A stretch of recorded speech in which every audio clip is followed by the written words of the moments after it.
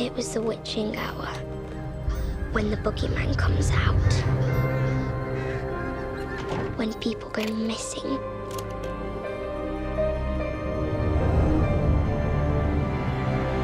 The girls say the witching hour arrives at midnight.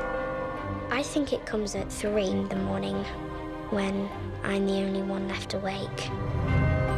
Like always. Like now. Never get out of bed.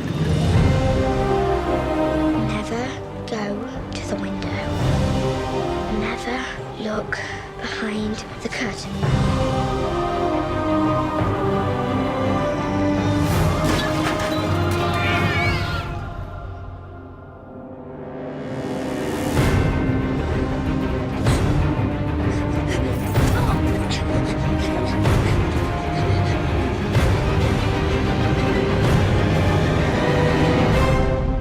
And that is where our story begins.